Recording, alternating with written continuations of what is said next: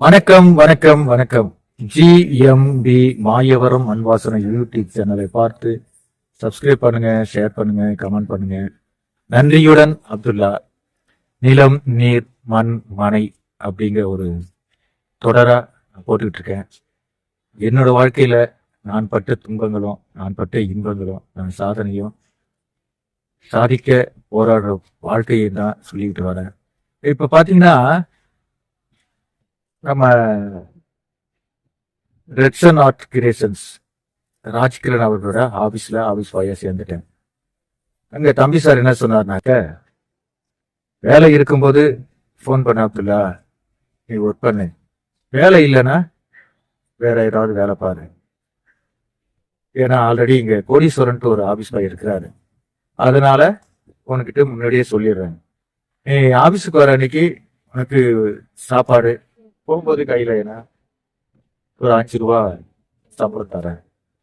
Shooting இருக்கும்போது நீ shooting போயிடு, நீங்க அசிஸ்டன்ட் ஆகணும்னு நினைக்கிறேன், டைரக்டர் ஆகணும்னு நினைக்கிறேன் அப்படின்னு சொல்லிட்டு எனக்கு நிறைய வழிமுறைகள்லாம் சொல்லிட்டு நிறைய நாள் பேசிட்டு இருப்போம். பேசிட்டு இருக்கும்போது நான் பல கதைகளை தம்பி சார்ட்ட சொல்லியிருக்கேன். மாமனுக்கு ஏற்ற பொண்ணு கதையை சொல்லியிருக்கேன். அதுல வர பாடல்கள்லாம் சொல்லியிருக்கேன். அந்த பாடலை கேட்டீங்கன்னா அவரே ஆச்சரியப்பட்டார், இவ்வளவு திறமை இருக்கா, இந்த அளவுக்கு நீ எழுதியிருக்க அப்படின்னு கேட்டு. அந்த பாடல் டி ராஜேந்திர ஸ்டைல தான் இருக்கும். பலர் பீரைய பார்த்து ரசிச்சேன், அது பாதியில் தேஞ்சி போச்சு. புத்த மலரை பார்த்து ரசிச்சேன், அது தானே உதிர்ந்து போச்சு. ஒரு தாலாட்டு நான் படிச்சேன், என் ராகம் மாறி போச்சு. புது மேடை ஒண்ணு அமைச்சேன், என் வேஷம் கலைஞ்சு போச்சு. என் வேஷம் கலைஞ்சு போச்சு. ஆராரோ ஆயிரோ யாராச்சுந்தா வருவீரோ, காதல் என்னும் காணல் நீர பன்னீரதா தருவீரோ, பன்னீரதா தருவீரோ. இப்படி ஒரு பாடல். இந்த பாடலை கேட்டு ரொம்ப சந்தோஷப்பட்டாரு. வேற என்ன கதை வச்சுட்டாரு, இந்த இறைவு அதுதான் இப்ப நான் கையில ரெடி பண்ணி வச்சுட்டேன். பேப்பர் ஒர்க்லாம் முடிச்சிட்டேன். அதுக்காக ப்ரொடியூசர்களை தேடி பல நாள் பல இடங்களுக்கு அந்த ஃபைல் போயிட்டு வந்தது. இருந்தாலும் நம்ம யாருகிட்டையும் அசிஸ்டண்டா இல்லை, அங்கீகரிக்கப்படலை. அதனால நம்ம இயக்குனரா இன்க்ரீஸ் பண்றதுக்கு அவங்களால முடியல. நான் கதையை மட்டும் தரேன், பாடல் மட்டும் தரேன் அப்படின்லாம் சொல்லி பார்த்தேன். யாரும் ஏத்துக்கல. அதன் பிறகுதான் அந்த என்ன தராசா சூப்பர் ஹிட் ஆச்சு. அந்த ஹிட் ஆன பிறகு அதுல சில சம்பவங்கள் நடந்தது. ராஜ்கிரனுக்கும் நம்ம ராமராஜனுக்கும் மிகப்பெரிய ஒரு சண்டை நடந்தது. அதனால அந்த பாடலே எடுக்க முடியாம போச்சு. அந்த படத்துல நடிச்ச ரூபினி அவர்கள் எனக்கு பழக்கமானவங்க. இந்த ரூபினியை ஒரு காலகட்டத்துல இந்த தாஸ் கார்டன் ஒரு கார்டன் அந்த ஷூட்டிங் நடக்கும்போது ராஜ்கிரனால அந்த அம்மாவுக்கு நிறைய பாதிப்பு ஏற்பட்டது. அந்த நேரத்துல அவங்களுக்கு அந்த அம்மாவை நான் காப்பாத்திருக்கேன். இதெல்லாம் பெரிய நடிகர் நடிகை அவங்க எல்லாம் சொன்னாக்க எடுபடும், என்ன மாதிரி உள்ளவங்க சொன்னா எடுபடாது. அந்த மாதிரி சூழல்ல தான் சொந்தம் ஒன்று தேடி வரும் வண்ணக்கிளி அப்படிங்கிற பாடல். புலியூர் சரோஜா அக்கா தான் அந்த பாடல்ல ராமராஜன் அடிபட்டு போன பிறகு அந்த பாடலை ரூபினியை வச்சுதான் முடிச்சாங்க. நீங்க படத்துல பார்த்தா தெரியும். அந்த மாதிரி எல்லாம் பல கசப்பான விஷயங்கள் திரைப்படத்துறையில நான் சந்திச்சிருக்கேன். அந்த படம் முடிஞ்சு படம் சூப்பர் ஹிட் ஆயிடுச்சு. ராமராஜன் மீண்டும் ஒரு படத்துல நடிக்க மாட்டேன், ராஜ்கிரண் படத்துல நடிக்க மாட்டேன் அப்படின்ட்டாரு. அப்புறம் வேலையே இல்லாம சும்மா இருந்தேன். அந்த காலகட்டத்துல திரும்ப மூர்த்தியன கடைக்கு வந்தேன். மூர்த்தியன சொன்ன, பரவாயில்லடா, அங்க இருக்கப்ப அங்க வேலை செய்ய, இங்க இருக்கப்ப இங்க வேலை செய்யினாரு. திரும்ப மூர்த்தியன கலை வேலை செஞ்ச. அந்த 5000 ரூபாய் பணம் கொடுத்தேன் இல்லைங்களா எனது நண்பர்கள்ட்ட, காசி அண்ணன், மணி அண்ணன், மதி அண்ணன், சிங்கராஜி, பழனிசாமி இவங்களெல்லாம் வச்சு நான் ஒரு 5000 ரூபாய் பணம் கொடுத்தேன் இல்லைங்களா. அந்த பணத்துக்கு தான் படம் பூஜை போட்டாங்க. அதிகாலை சுபவேளை படம் பூஜை போட்டாங்க. அந்த படத்துல என்னோட பாடல் வரிகள் வந்தது.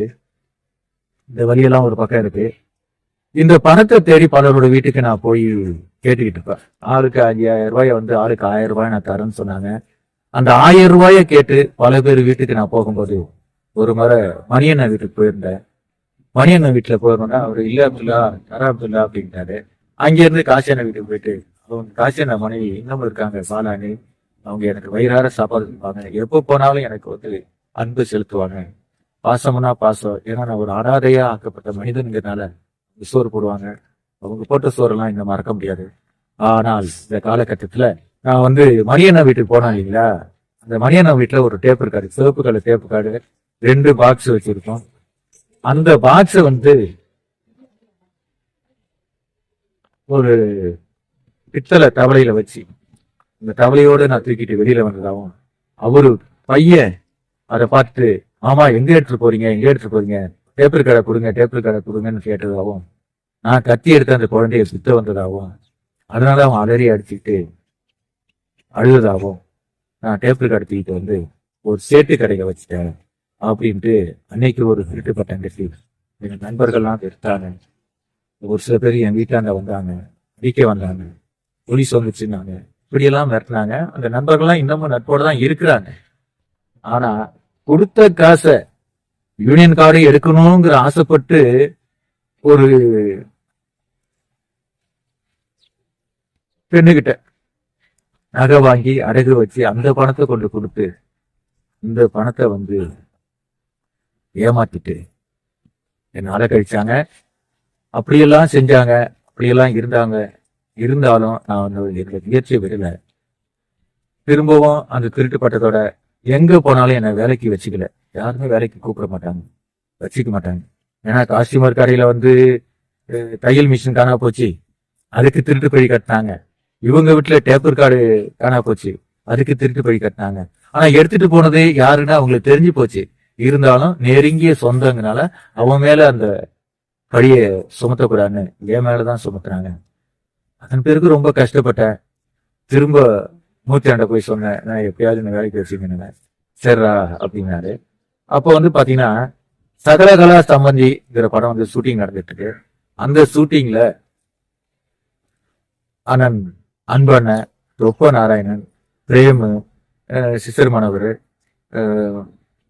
மாதவன் இவங்கெல்லாம் வேலை செய்யறாங்க. அப்போ வந்து சிசர் மனவருக்கு வேற ஒரு கம்பெனியில வந்து ஷூட்டிங் கூப்பிடுறாங்க. அப்ப விசு படத்துல வேலை செஞ்சா ஒரு படம் ஃபுல்லா வேலை செஞ்சா 3000 தான் சம்பளம். ஆல்ரெடி ஒரு 1500 ரூபாய் சம்பளம் வாங்கிட்டாரு. மீதி 1500 ரூபாய் இருக்கு, அதுக்கு வேற ஆளை கொண்டு விடணும். அப்ப ஆல்ரெடி நான் வந்து யூனியன் கார்டு எடுக்காம கஷ்டப்பட்டுட்டு இருக்கேன், வேதனைப்பட்டு இருக்கேன். அப்ப என்ன சொன்னாரு சிஸ்டரு, நான் கொடுக்க வேண்டிய 1000 ரூபாய வந்து நீ வேலை செஞ்சு எடுத்துக்க, 1500 ரூபாய் சம்பளம் வரும், அதுல போய் வேலை செய்யறாரு. அதே மாதிரி ஏர்போர்ட்டுக்கு முன்னாடி சகலகலா சம்பந்திங்கிற படத்துல நான் போய் பணியாற்றினேன். அங்கதான் பாஸ்கர் ராஜ், கஸ்தூரி ராஜா, இன்னும் ஏனைய நண்பர்கள் இதயச்சந்திரன், ரவி சாரு, கிஷ்மு சாரு, இவங்க எல்லாருமே எனக்கு ரொம்ப அன்பா பழகினாங்க. அங்கதான் பாண்டியன், நடிகர் பாண்டியன், இவங்க எல்லாம் பழக்கமானாங்க. நான் எல்லாத்தையுமே பாடி காட்டி டைலாக் பேசி காட்டி அன்பா எல்லாத்தையுமே பழகிடுவேன். அந்த படம் முடிகிற வரைக்கும் ரொம்ப ஜாலியா சந்தோஷமா, நைட் ஆனா நல்லா சந்தோஷமா உணவு கிடைக்கும்.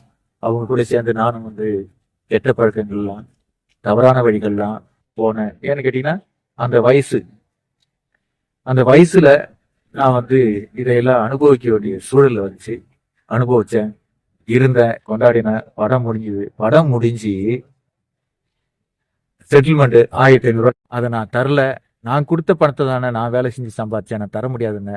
அதனால ஒரு நண்பரை தண்ணி வாங்கி கொடுத்து போதையில் என்னை அடிச்சு கைகால ஓடிக்கணும்ட்டு அதே காஸ்டியூமர் மூர்த்தி அண்ணன் கடைக்கு வந்தாங்க. பழகுனவங்க தான் வந்தாங்க. அன்னைக்கும் வந்து நம்ம வளையாபதி அண்ணன், குமார் அண்ணன், ராசேந்திர அண்ணன் இவங்க தான் என்னை காப்பாற்றினாங்க. அன்னைக்கு மட்டும்